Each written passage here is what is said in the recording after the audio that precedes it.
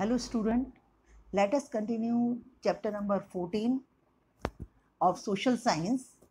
So today we are going to discuss our next topic, that is Great Northern Plain. The plain located between northern mountainous region and the northern peninsula is called Northern Plain.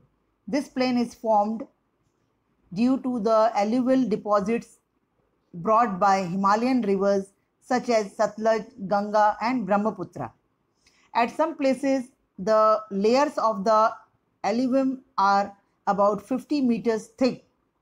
Since these plains occupy a very large area in North India, these are also known as Great Plains of Northern India. The plain is about 2400 kilometers long and is considered as one of the largest river plains of the world. Now student, you can underline this sentence. It can come in exam for 1 mark.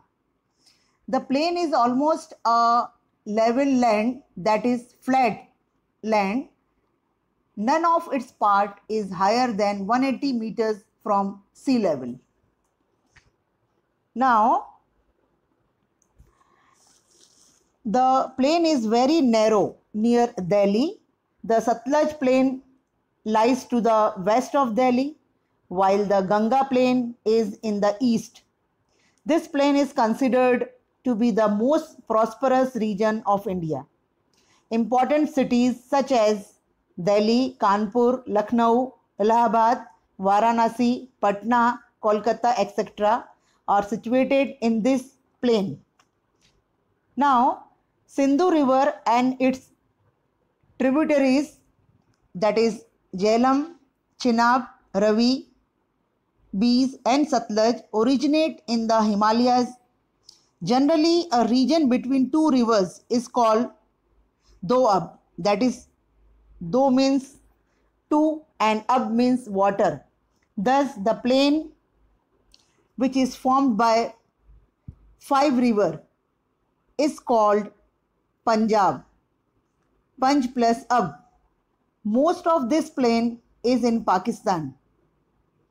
On the basis of physiography, the plain is divided into 4 parts: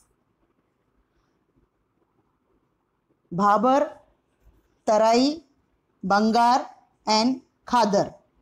A small and narrow belt of gravels and stones lies parallel to the river from Sindhu up to Tista River in Shivalik foothills. This belt is almost 8 to 16 kilometers wide. It is called Bhabar.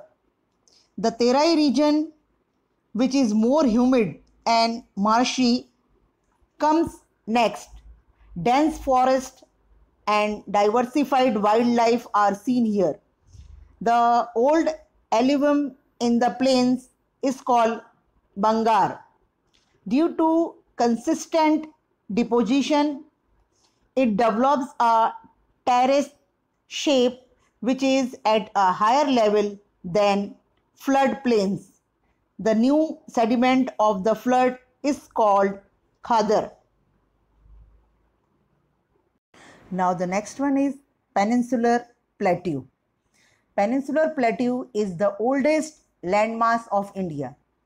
It lies to the south of the plains of north.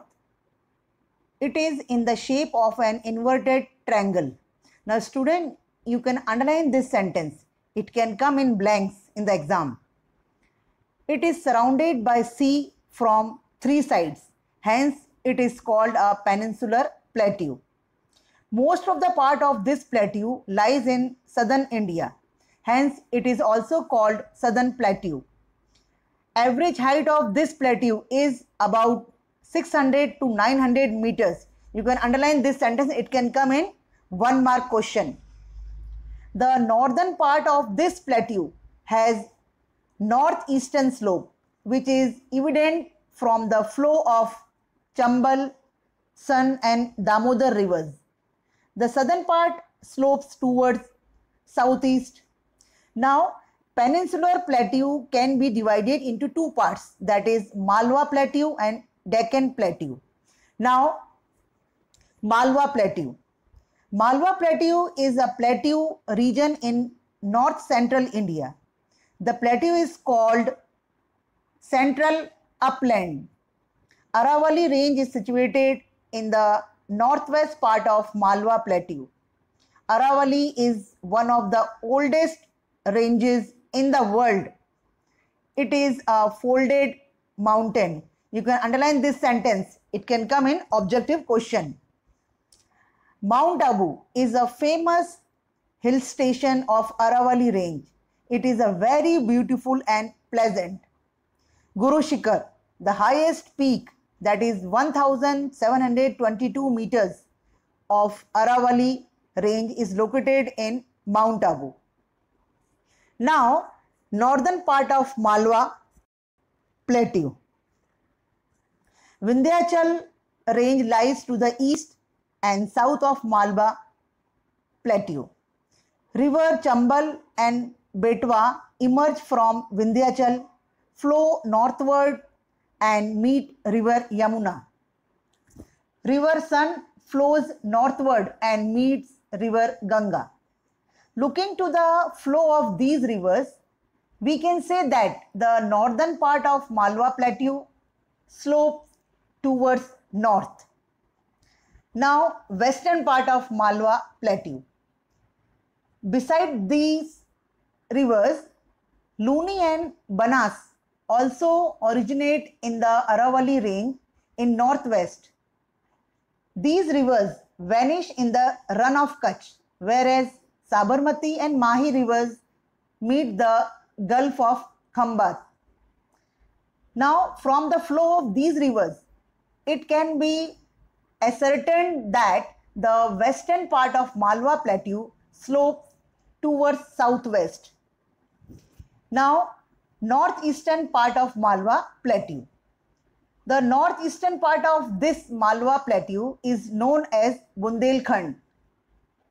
Rajmahal Hills, Shillong Plateau and Ranchi Plateau are a part of Chota Nagpur Plateau near Bundelkhand. Now, the next one is Deccan Plateau. Deccan Plateau spreads from Satpura, Mahadev and Maikal ranges in north up to the southern tip of the peninsular India. The northwestern part of the plateau are composed of lava deposits. The Western Ghats form the western boundary of Deccan Plateau, while the Eastern Ghats forms its eastern boundary. The Western Ghats run north-south along the Arabian Sea coast. It has several local names. Western Ghats is known as Sayadri in Maharashtra and Karnataka. It is known as Nilgiri in Tamil Nadu. Now, on the border of Kerala and Tamil Nadu, it is known as Annamalai, and in further south, it is known as Cardamom Hills. The southern portion of Western Ghat is loftier. The average height of Deccan Plateau ranges between 900 to 1000 meters. At few places, the height is even more. Now, few isolated hills having more than 900 meters of height forms the eastern boundary of this plateau. These hills together are called Eastern Ghats. Except river Narmada and Tapi, which flow westward and meet Arabian Sea, most of the rivers of Deccan Plateau flow eastward and meet Bay of Bengal. From this, it is evident that Eastern Ghats have a gentle slope towards southeast. Now, student, in my next video, I will explain you the further topic. Thank you.